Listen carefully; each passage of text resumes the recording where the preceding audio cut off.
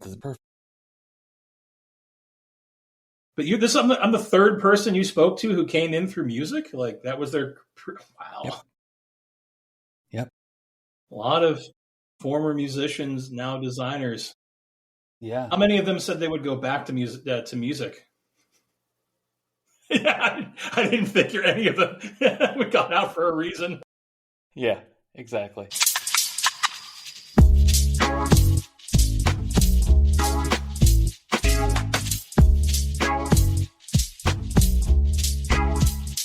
So, Tim, who the hell are you? Well, Matt, that's a good question. Who are all of we?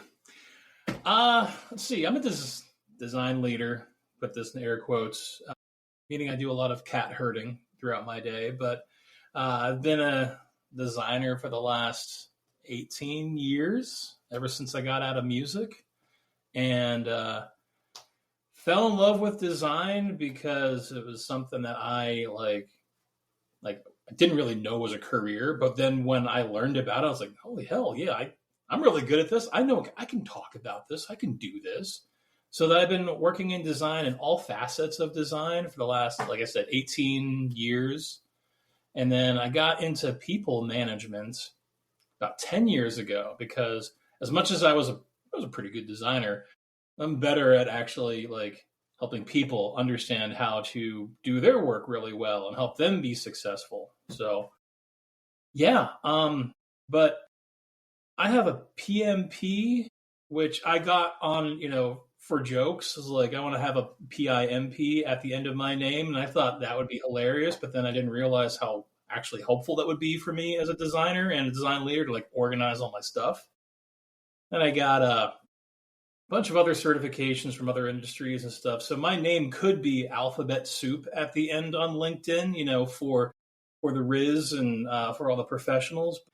Yeah, now I'm at this point where I'm just like, you know what? I'm helping to lead design and helping my designers be successful and help them navigate the waters that is, professional life 2024. All right, so let's dig into So you're the fourth person I've talked to so far, and the third of the fourth person who has mentioned previously being a musician before getting into design. And not doing this on purpose, but what the hell? I mean, tell me more about the music stuff if you want to talk about it. Oh yeah, no, music's fun. So we're gonna go back to the good old days of the early 2000s when there was a metalcore band, a dime a dozen everywhere. There were tons of bands that were starting to get a lot of like interest from like the indie and alt scene, but then like started becoming like darlings on an MTV, and MTV2 was big at this time, and they just had tons of hardcore and metalcore bands left and right. Warped Tour was still a major festival that people went on. There was a lovely little music festival called Hellfest in New Jersey that was just metalcore, metal bands, punk rock bands. And this was my time in high school. Like I was in high school from 99 to 2003. And this music scene really exploded. And before that, like the most metal, most punk rock I knew was like Metallica or Slayer. And, all my other friends were into Blink-182 and I was into The Exploited. So I was definitely on the heavier side of things. And in high school, there was just this explosion of music. Bands that you would have laughed at like 5 years ago were becoming big. Green Day was getting, recognized for Rock and Roll Hall of Fame. And I really wanted to be a part of that scene. And I didn't have the greatest of the counselors, the high school counselors. Was like, oh, you could go to school here. They were like, yeah, you can continue working at your job at the convenience store down the street. So in typical kind of like my own punk fashion at the time, I said, screw them. And I had been playing drums for a little bit with just some friends, but I really went into it like whole hog throughout high school. So there's a number of bands. And during my last year of school, I got connected with some guys who lived in the next town over. I live in central Pennsylvania, so it is super small. it's always like 6 degrees of Kevin Bacon. Like if you know one guy, that person knows this other person over here. And having grown up in Mechanicsburg, which is like Bret Michaels' hometown from Poison, music was just kind of everywhere. So I got connected with a couple guys in Camp Hill, and they were doing this like metalcore, hardcore type style of music, and they needed a drummer. I auditioned, I joined. We were playing in this little squat basement of theirs they had in this house they rented. And we started playing shows locally. Wasn't many places that would like a metalcore band to play at. But then we started playing a lot more, and we were getting invited out to shows in Philadelphia and in Baltimore and in Pittsburgh. And I was the one that really wanted to make this like a career. So I was the one calling up venues. I was the one like kind of booking shows. I was the one that was renting the vans so that we could actually go to shows. And slowly but surely, we started getting a little bit of a following. So this was like 2002, 2003, a couple of years where we actually made it onto Warped Tour. We did 2 stints on Warped Tour, one on Hellfest, and we traveled all over the East Coast. And we did get signed for a little bit, a small little mom and pop record, record store out in Philly that also had their own label. They signed us, and that was like my life from 2002 until early 2006. It was a short-lived time. I was playing, like I said, I was playing drums, and I was like the kid in the candy store. Whenever we go on tour, I would go meet all the other bands, and I would talk to them. And whenever they needed like a drummer to fill in because their drummer filled, I was like, yeah, I'll do it. But the dream died pretty quickly as much as it grew. I got tired of being the manager of the band. I got tired of like driving everywhere. I ended up getting SARS because we played a show in Toronto when SARS was a big thing. I thought I had like the flu or something. And they're like, they saw me in Buffalo. They're like, dude, you have SARS. I'm like, oh, that's why I feel like crap. So after our last tour, the writing was on the wall. My band was like, they were all tired of each other. We were living in a van for most of our summers. And whenever I'd come home, I would work like a dog at like the convenience store and other places. And I was like, guys, I'm out. Like, I'm done. And they were all kind of feeling it too. They all wanted to do different stuff as well. But it was because of music. It was because of the relationships I made on tour that actually led me to design. So most people think, when you think about design stuff, like, oh, album cover stuff. There was a lot of like musicians that were doing album covers. But then I got to meet the Clark brothers from the band Demon Hunter. And funny enough, they're a Christian metalcore band. The name Demon Hunter, they turned a lot of heads in the crowds. But they had their own studio for a while called Asterisk Studio. And at the time, they were starting to do more client work for larger organizations. And one of those organizations ended up being Target. They helped to create Target's in-house design team. So I met those guys on tour, and I met Jacob Bannon from Converge. He's a New England hardcore band, seminal band. And he does a lot of album covers, a lot of graphic design, and a lot of just like really cool art, but also does a lot of industrial design as well. And he was just teaching me terms left and right. And I was just soaking it up. Like I was learning more about design throughout my touring than I actually ended up doing in college. So what ended up happening was my last tour with my band, we were with the band called Walls of Jericho. Walls of Jericho is like a more modern hardcore, like more modern 80s, like New York hardcore style band. And they had a great sound. They had a great following. And they just released an album called All Hail the Dead. And it was this like skeleton factory of people walking in and dead bodies coming out. It was cool. It was just like, this is some cool imagery. So I was then going to go to schools and take a look at like what their programs they had to offer. And I went to this small art school in Philadelphia called Hushin School of Art. I had a tour, super tiny. Like the school had only been around like right after World War II and was originally started as a way to give returning vets an opportunity to get into commercial art. So they were big into illustration and commercial art, which graphic design eventually became. Yeah, it was like 150 kids total. That was it, all 4 years. So I'm walking around the school, and I remember, this little old director of recruitment. She's like, yeah, look at all this stuff. And here I walk into the one room. It's a 10-foot by 10-foot painting of that Walls of Jericho, All Hail the Dead album. And I'm like, what is that? And she's like, oh, yeah, like that's one of our seniors, Mark. He did this for this band. And I think like they used it. They took him out and took him to dinner and everything. And they actually used his artwork. I'm like, wait a minute. He's a student here?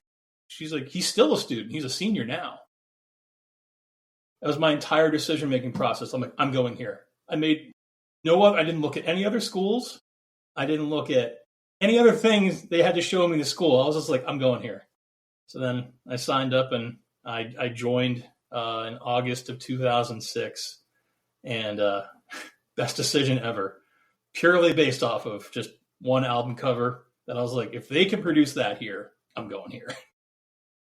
Yeah, I don't know. I think that, if the school's accredited and it has stuff you want to learn, it doesn't matter where you go as long as you're interested in being there, right? And so I think as a 10 by 10 foot album cover is enough of a distinction as it is like this place is covered in ivy.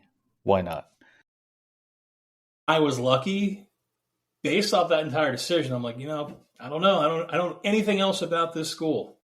I was super lucky to have amazing instructors that really gave a shit about design, that really cared about, quality teaching. They really cared about teaching it too. So the first 2 years was all just like foundational level stuff. There was no differentiating from your major. Like everyone had foundational art, foundational design courses, and we were all lumped together. And these teachers really did.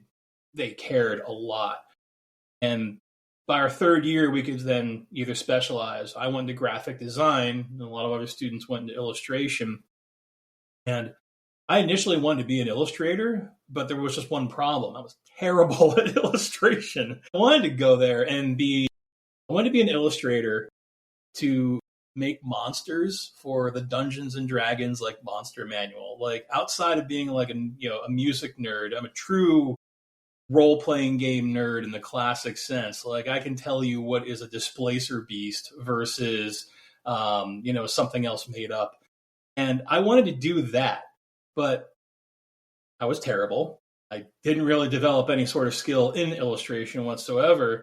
But the dean looked at my portfolio that I kind of hobbled together, and he's like, you've actually got a pretty good eye for design. And I was like, oh, there's that word again. Like, I learned these from these other guys. Like, this is cool.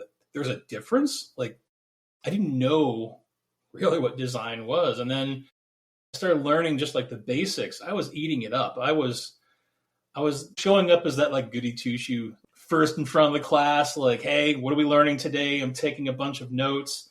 And I'm already a little bit older than most of the folks in the school, in this first year, because I was already 21. And I've got a bunch of classmates of mine that are just fresh out of high school, and they just first time away from everything. They're experiencing everything for the first time, and here I am showing up like I said, the goody two shoe, just like let's learn stuff today. Yeah. The so now that you're, if I'm doing the arithmetic correctly, a decade and a half out of the school. Yep. And you're looking back at the instructors and their foundational teachings and, setting aside the fact that some things have changed in the past 15 years. But how do you feel that prepared you based off of what you know now? That is a great question. When I mentioned that I had really good instructors, there was a couple of facets to that, which was they were teaching me foundational knowledge of color theory, layout, just, human psychology, just like how people interact with stuff. That was great because I didn't have any of that. But at the same time, too, because this was a for-profit college, and there's a lot of that. There's a lot of issues with for-profit, higher education and stuff. But the great thing about Hushin was that every one of the professors, all the teachers, like that wasn't their full-time job. Like they taught, but they were also like agency directors. They were in-house. We had the gentleman who taught me Quark, which is kind of dating myself here, Quark Express. He was the in-house design lead for Aramark Tower, a couple of blocks over in Center City, Philadelphia. So the other facet of what they taught me was like, here's what it's really like. We're not going to give you some like fluff of like, oh, work hard and your talent will drive it. They're like, no, you need to show up every day. You need to be doing your damnedest. You need to be doing 10 designs or 10 sketches and throw 9 of them out because you're not going to don't get married to them. The way that they taught was, here's how it actually works in the real world. That same instructor, the one that was the design lead at Aramark, he came into class one day and he's like, just remember this number, 28.5. What's that? He asked all of us, what do you think that number means? It's like, I don't know. The amount of awards I'm going to get. Like, we were all just being like dumb and stuff. We had no idea. He's like, 28.5. That's your starting salary that you're going to get when you get out of here. And you'll be lucky if you get more. And man, was he right. First full-time job when I got out of school was actually 29.2. So I was like, yes, I'm bucking the trend that he set, but he was right. So what my instructors, what school had taught me really was more of a credit to the instructors, because they could have just, taught a curriculum and then on your own merry way. But they really cared. They really gave a damn, and they really wanted to see all of us succeed. Because the way that they saw it was, if you're successful in your career, then I'm doing my job as an instructor, because then I might hire you. And we've had several students that were then hired on by different folks or different instructors to work on different projects. So that was, in a sense, that's the thing that I got the most from school with my experience in school, was that it was a great learning opportunity for like what the real world working in design was going to be like at that time. Mm-hmm. Yeah. It's one thing that's been kicking around my brain for the past, a while. Is, design, UX, service design, whatever is the darling of the day. People come to it from so many different places through so many different paths. Yeah. And I think that's both wonderful and both aggravating is not the right word, but a little challenging maybe for the people to be like, if I'm trying to build a team or if I'm trying to run a team, I can say, here's the 5-minute brief, go get them, Tiger. And based on everyone's background, education, experience, you're going to get as many different perspectives as you have people addressing the problem, which is understandable, again. But at the same time, I'm like, my path was weird. I got a job making $30K, and as a tech writer, and then I moved over to the design team, and I didn't really know a lot about design.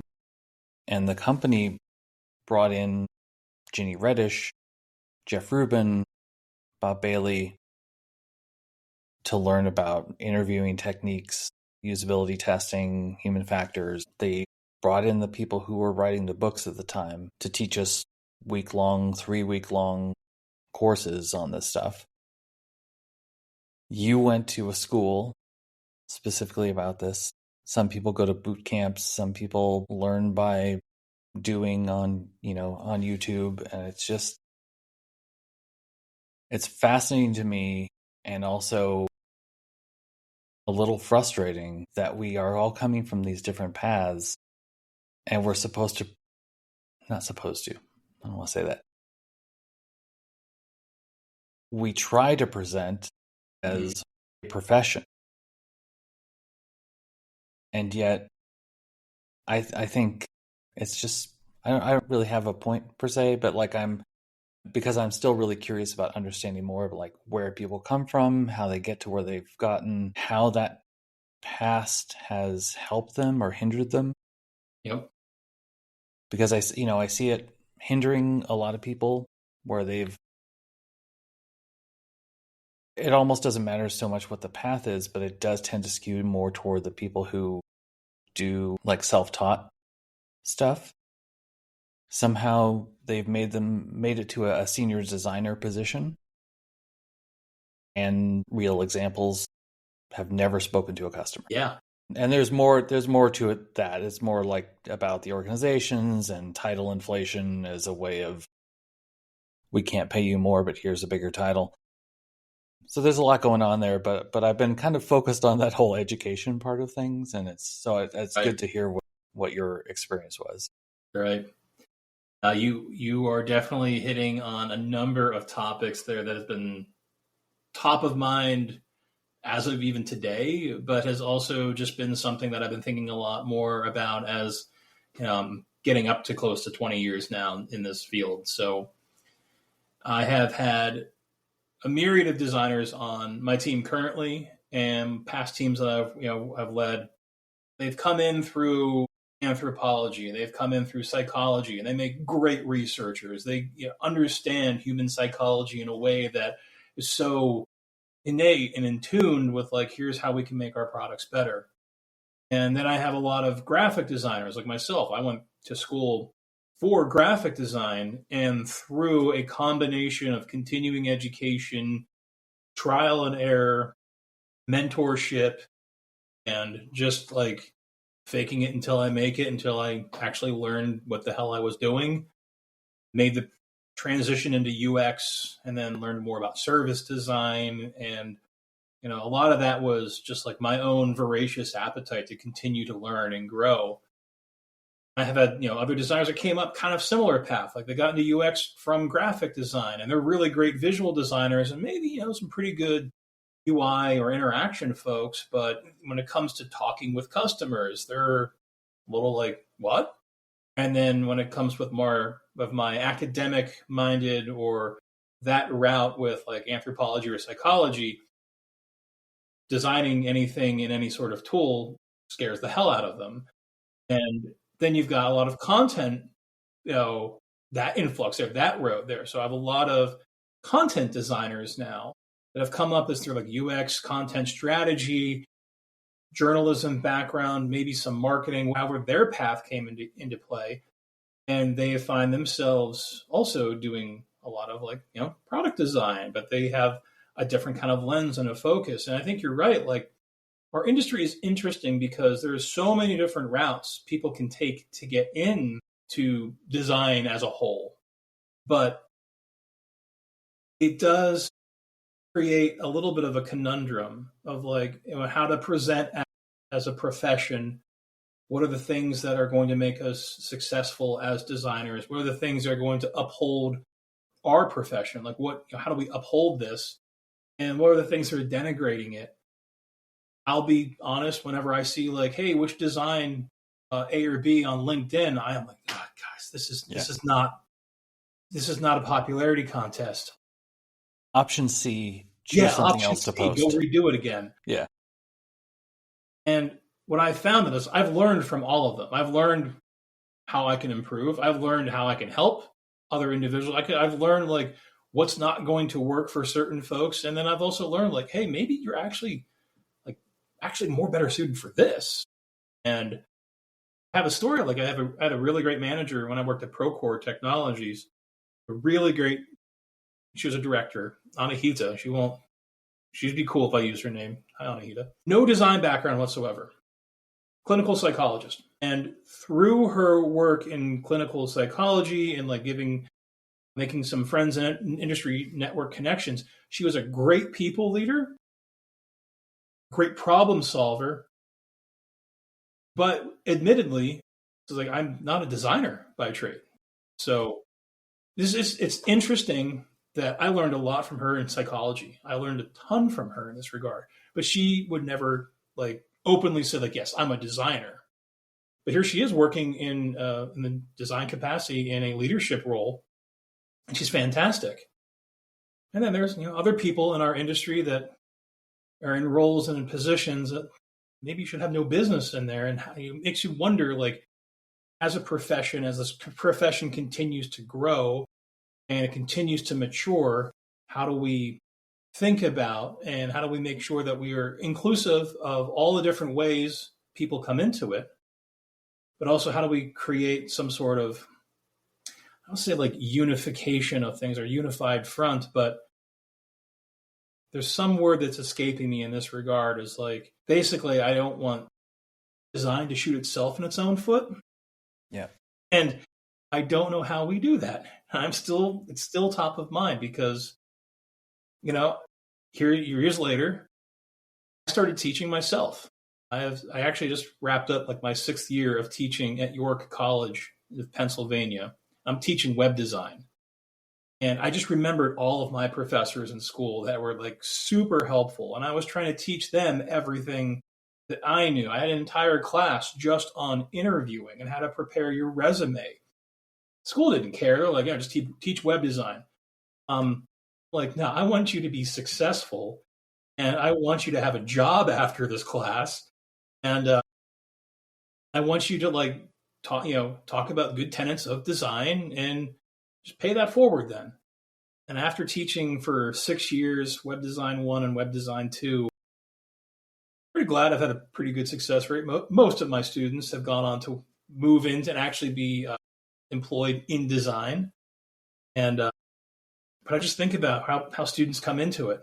And very interestingly, and this actually goes back to when I was in school, there was a number of students when I was in school and then when I taught. There's like, I just want to go in design because I don't want to have to like do business, or I don't want to have to do math, or I don't want to do this. I like being creative. And then I'm just thinking, oh, my sweet summer child, have you no idea what's in store for you? Yeah. Yeah. It's like, you're going to have to get into all of that. Yeah. If you want to be successful at this, eventually you're going to have to get involved with all of that. Yep. I remember telling the students, and I would always have one phrase that would scare the hell out of them. It was like stakeholder management. What's that? I'm like, oh, you'll learn. So, I wanted to point out that I have an unsaid asterisk until this moment about what I meant with the like the senior designer who hasn't talked to a customer.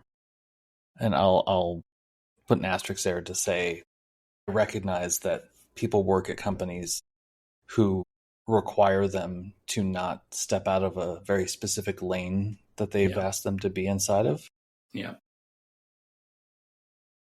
So I recognize that, but I still think it's a lost opportunity if you've got these titles, if you really haven't had the opportunity to expand that experience beyond being ridiculously good at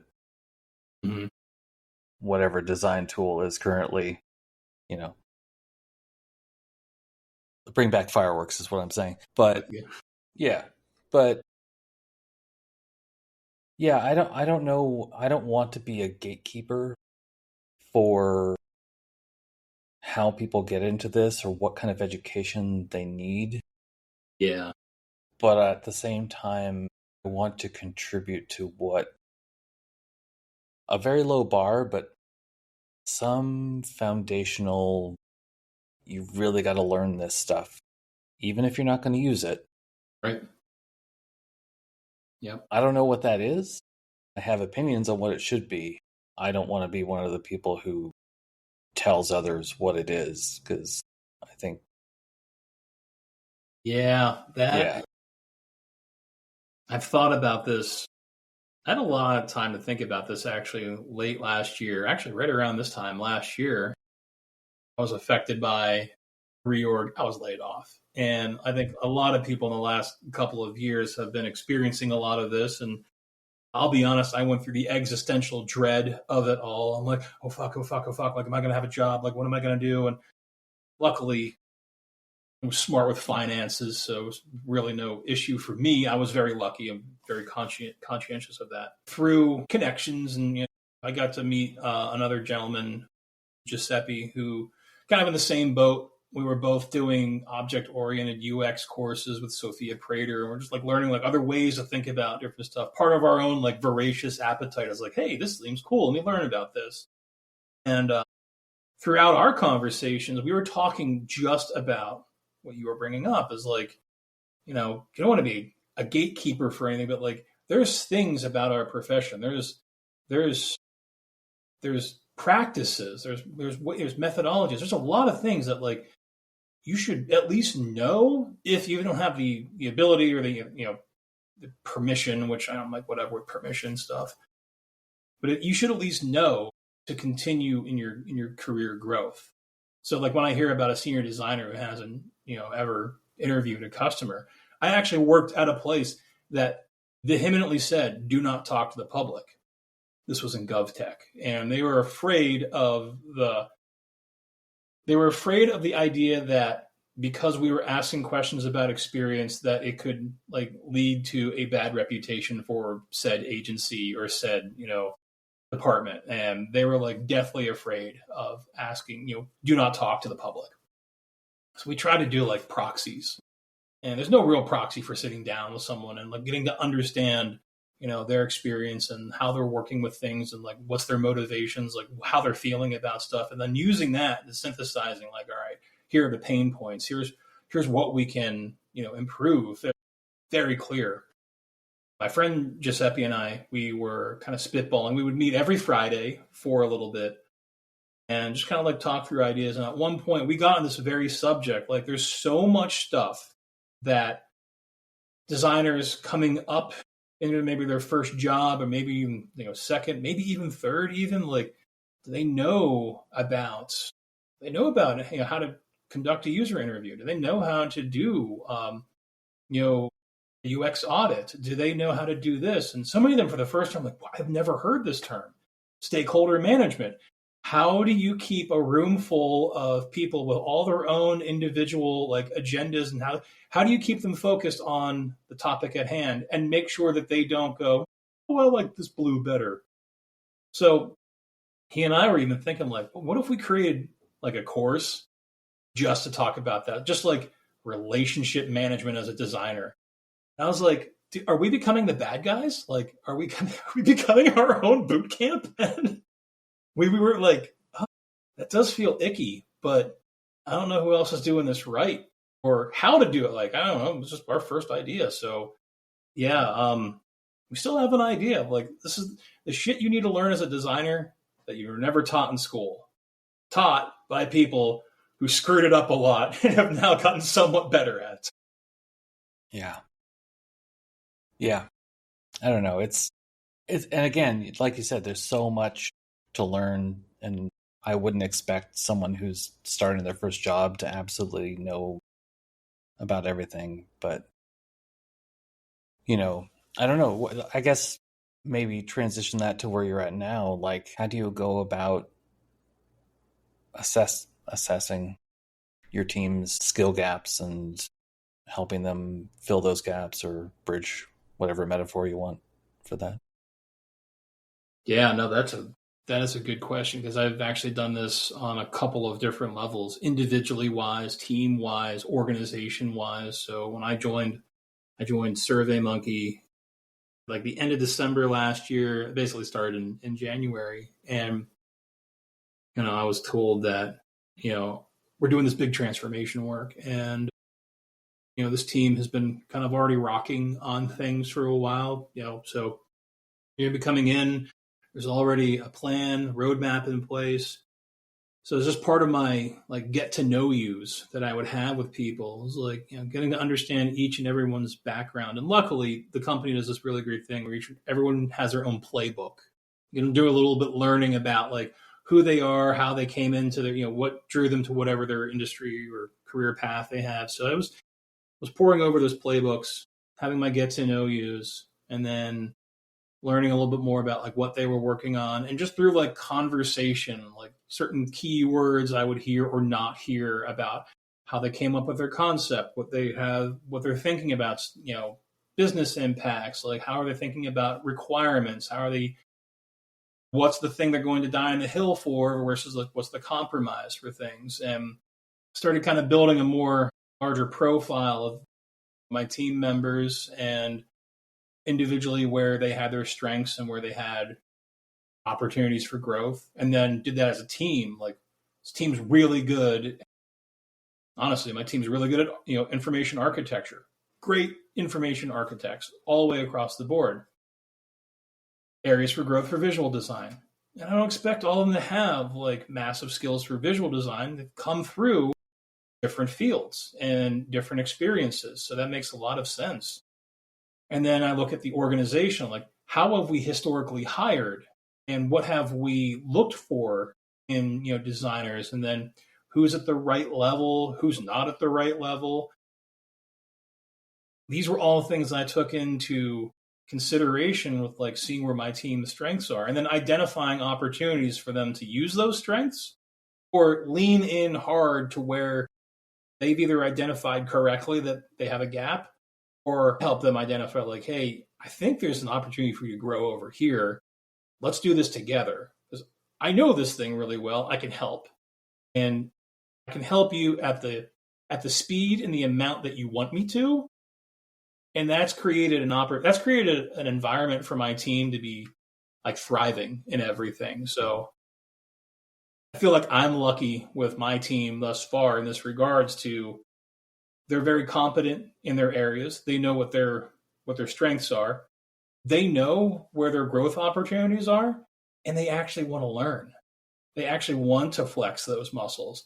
And I think part of it is always been my goal when I was teaching, and also what was taught by me in school, was like help somebody else, like pass it on, like pay it forward that they can be successful. So I think that's always been a little bit of the driving factor for me, and why my team right now is doing so damn well. Mm-hmm. That's cool. I like that. So one of the things I've been asking people, a set of questions, I call it 7 ± 2 questions because it makes me laugh. What is one thing that you would change about your profession? This kind of goes back to what you and I were talking about in regards to like how many different paths people can come into design. I think that there is a level of gatekeeping. I think there's definitely a level of haughtiness and denigration that does happen, for a lot of folks coming in, and then they think they have to emulate that attitude and mentality.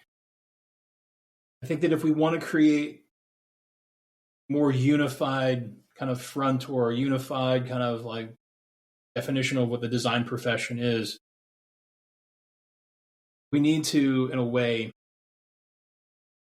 find some way to not gatekeep or not like other, or like embrace the fact that so many people come into design from so many different like backgrounds and expertises, and celebrate that in a way, but find a way to bring all those different experiences together to help really shape what the design profession is. So mentioned, there's a lot of UX designers that came up through graphic design, and there's a lot of UI designers, the same thing. There's a lot of researchers and folks that came in through psychology, and you've got all these different backgrounds.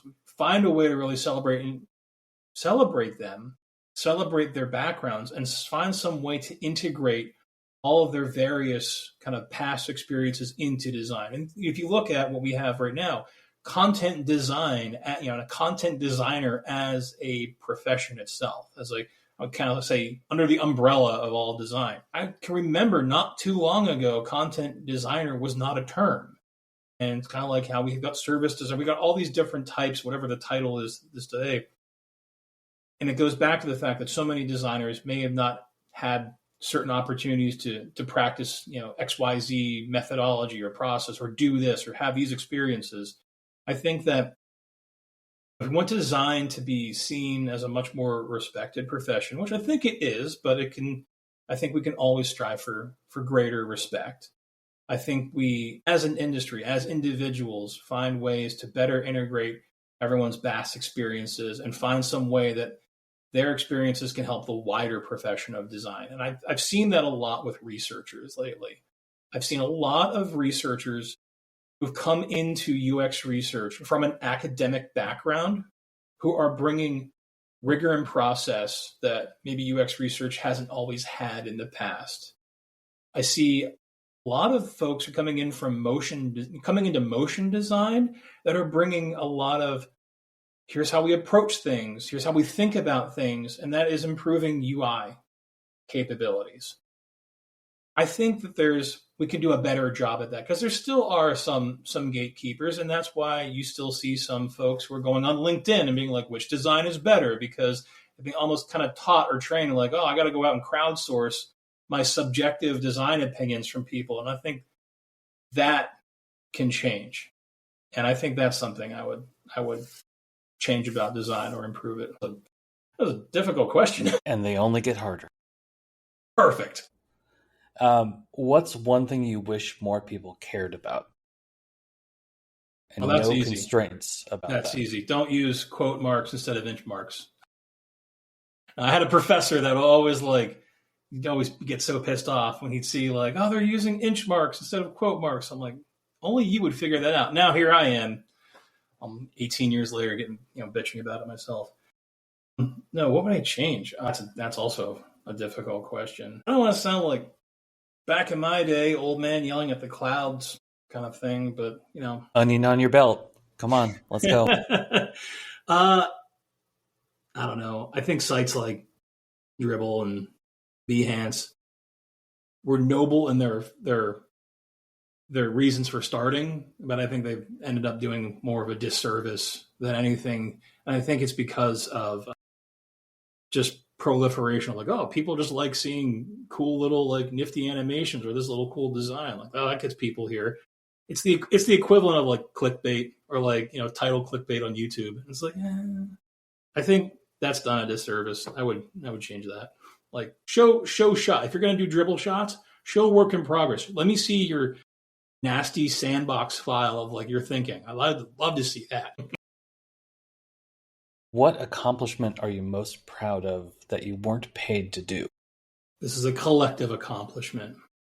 Every one of the designers I've ever worked with, the ones that were early on in their career kind of figuring their stuff out, and I wasn't that too much more further along in my career, just teaching them what I knew, what not to step into, what to say here with these certain folks. I've had the privilege and the honor of working with so many great designers, and the ones that I feel like I've imparted some sort of knowledge on them that's been helpful. Great. My first job, I had a student from York College before I started teaching there. He was my intern, and I had him do a whole bunch of ads all the time for a city regional magazine. And I had him work on basically all the grunt work, but I was teaching him how to do layout, how to set stuff up for print. I had him, working on he learned a lot, but I also taught him like how to present, how to showcase your work, like how to talk about outcomes and stuff. And he ended his internship and he got a job at a controls company, like controls and switches. Like he was doing a lot of like user manuals and stuff for there. Well, years later, he was the design manager for a healthcare tech company that created like RFID tags, like kind of like the Apple tags, but for hospitals to like locate patients and locate equipment within a hospital. It was like super interesting stuff. And he was the design manager. He came back to me later, all those years later, and he's like, "Hey man, I'm the design manager here." I'm like, "Dude, perfect. Like, that's great."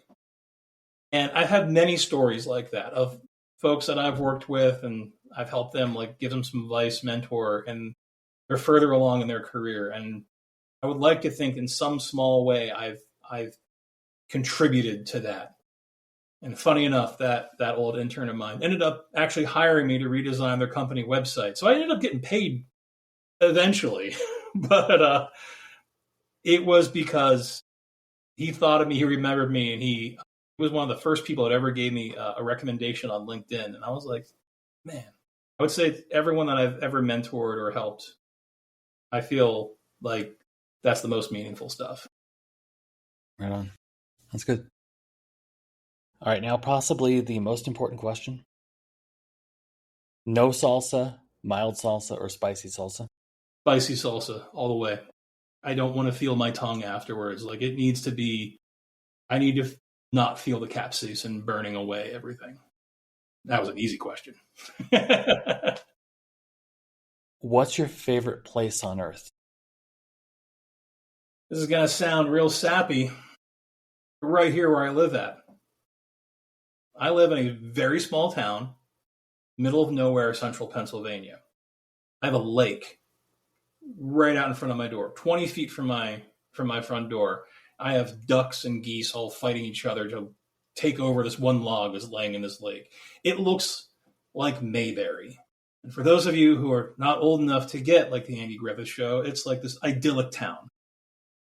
I absolutely love living in this town. It's my happy space. It is my wife and I moved here a couple of years ago. It was like a dream come true because I took her on a date here years ago when she first moved to Central PA, almost like 10 years ago at this point. We had wedding photos. We had engagement photos here. And here we are actually living in this town that is just like our little oasis from everything. And it's middle of nowhere. I'm close to New York, Philadelphia, Pittsburgh. Everything's a couple hours drive away.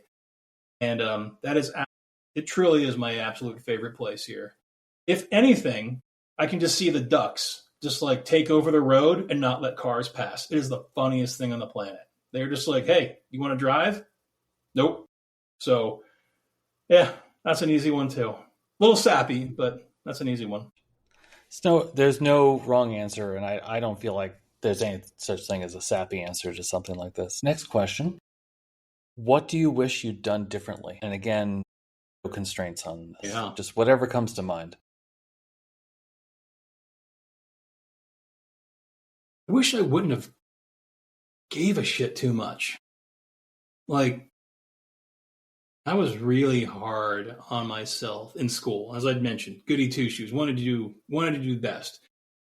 Fear drove me in school. I did not want to be one of the other guys in my high school that like, okay, I failed out. I came back home and, didn't amount to much. And previous music stuff fell apart, and I was working at the same Sheetz convenience store ever since I was like 16. So I wanted to do my absolute best. And instead of that motivating me, it was fear. I can't go home. Like, you need to work your ass off, Tim. And that fear served me well in school. Graduated, did really well, had a job lined up before I left. And I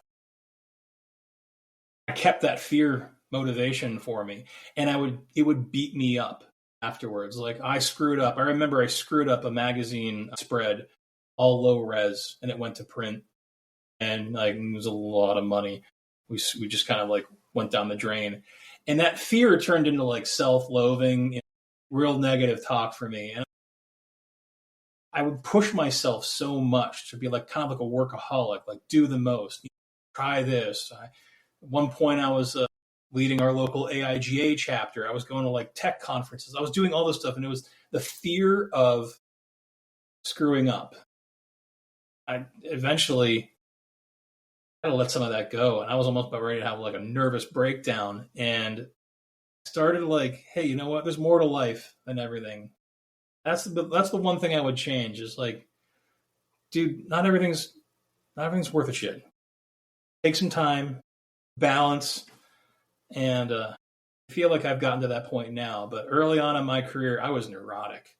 That fear kept me going where it should have been not fear, but like the excitement of it. And I let that actually get in the way of doing the work. Like fear overrode my excitement of actually doing design.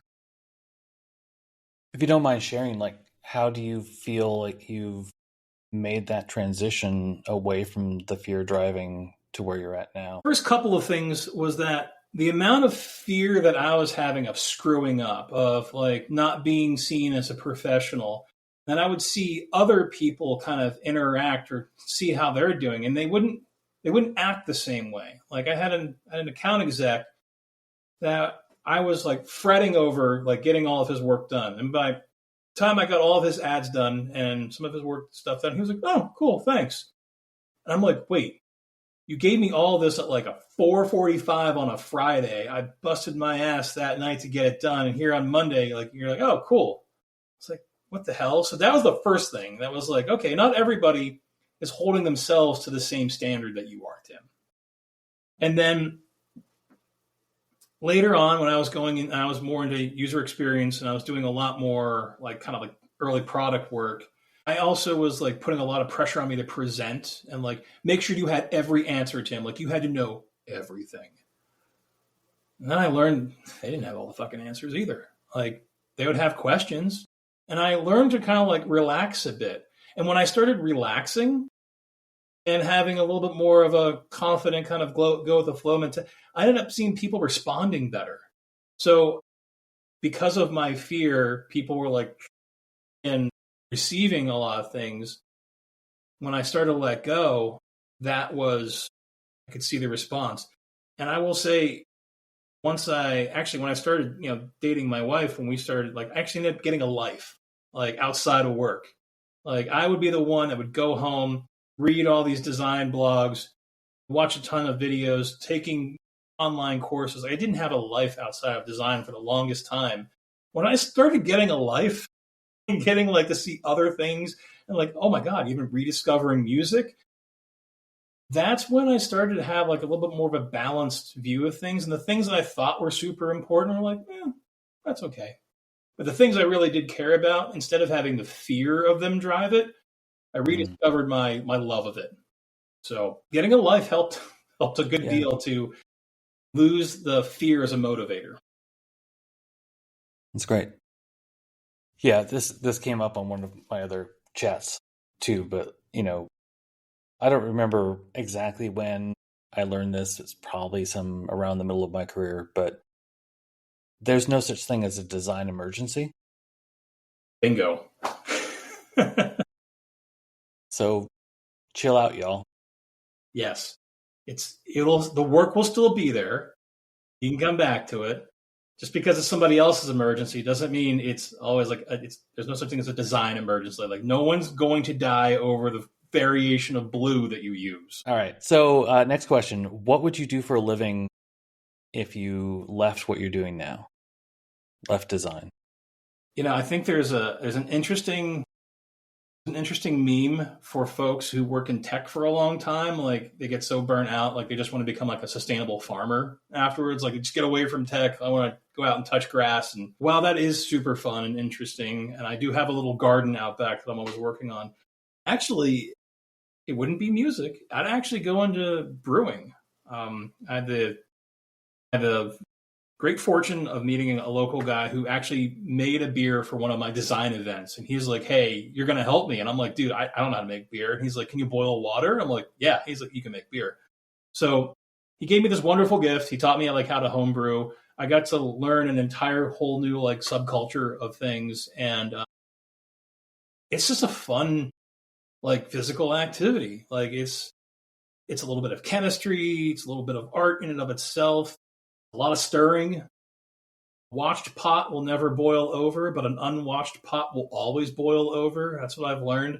So if I was not working in design, I think I would absolutely be working in the beer industry as a brewer.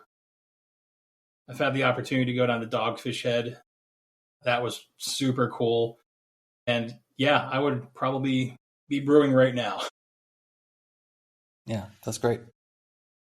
Yeah, it's interesting. As you were explaining that, the thing that was kind of coming to my head was starting to think about transferable skills. And then that made me think about when I was in college and I was taking a poetry class, I think it was, and we went to visit a printmaker, we went to visit a brewer, we went to visit, I don't remember what the third one was, a metal worker, someone Cool. who makes things out of metal. It was a long time ago.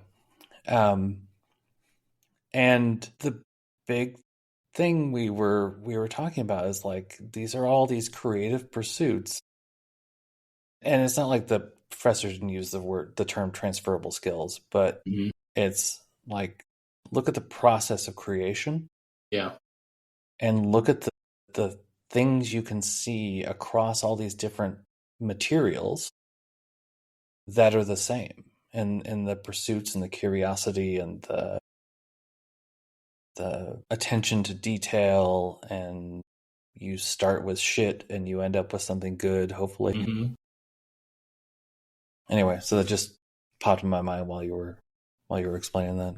Kind of funny too is you and I are talking like, senior designer, if you've never interviewed, a Yeah. customer, sat down and talked with a user at all, really can't be a good brewer without people trying your brews. And I mean, probably get lucky, make one or two, but eventually you'll make vinegar.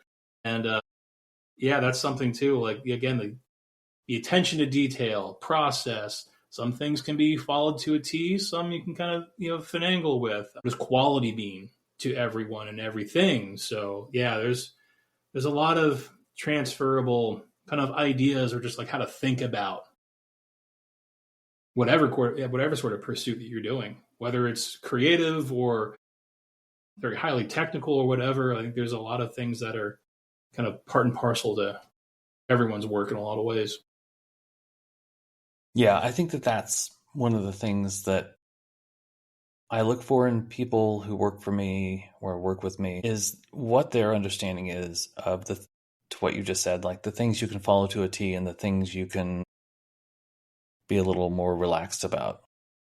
And I really believe that, especially as a designer, but whatever your choice of focus is, as fast as you can figure that stuff out of what needs to be truly followed and what can be kind of loosey-goosey and Mm-hmm. still be good, the faster you'll be living a much more autonomous and interesting career, I think. Yep, absolutely. The kind of efficiency that you build up through expertise, and then like, all right, cool. Here's the things here's where I can bring balance to life and Yeah. so yeah. All right, last question. Imagine it's a year from now. What do you hope to not be carrying anymore? I think a year from now, and this is different from fear, is still a lot of uncertainty. I do carry around a lot of uncertainty around just, some of the stuff that I deal with at work, some of the stuff I deal with my team. I have the annoying penchant for kind of second guessing myself. Not for the fear of making the wrong decision. It's more of like, what's going to be best? What's going to provide the better outcome? And I usually think about that in the ways of like, what's going to provide the better outcome for, my designers? What's going to provide the better outcome for my team as a whole? What's going to provide the better outcome for all the work that we're doing inside of research and design? So I think a year from now, I will let the uncertainty evaporate away and have continue to build confidence or just knowing of like, yeah, we're in a good path. Like things are good. And I think that's important. Maybe a lot of folks have brought this up to you in the past or whatever. Like you and I have been both doing this for a long time in this career path. Like we've both been working in design for a long time. I still have those pangs of uncertainty. There are still days where even imposter syndrome creeps in and be like, damn it, I don't know what I'm doing. And it's not out of fear mostly for me. It's more just like out of uncertainty. Like, did I make the right choice there? So I think that's always a thing that I'll be dealing with as a professional. But yeah, maybe this time next year I'll be a lot more certain about certain things. and that'll bring an even greater level of kind of and balance to my life as well. Yeah, that's a good one. I like that. All right, well, that's it. Easy peasy. I think you kind of got the gist of most of this throughout, our conversation, is that our profession, what we do, is always a progression, no matter where you're at in wherever you're part of your career stuff. I think there's always room to grow. There's always room to learn things. You're never going to know everything, and that's okay. I think whatever you do, have a healthy appetite to learn, no matter what it is, whether it's design, whether it's brewing, whether it's gardening, whatever. So it's probably my last takeaway there for you is, like, whatever you do, have a healthy appetite to learn. Well said. Yep. Now I just have too many hobbies where I want to learn everything, and my wife is like, chill the fuck out, dude.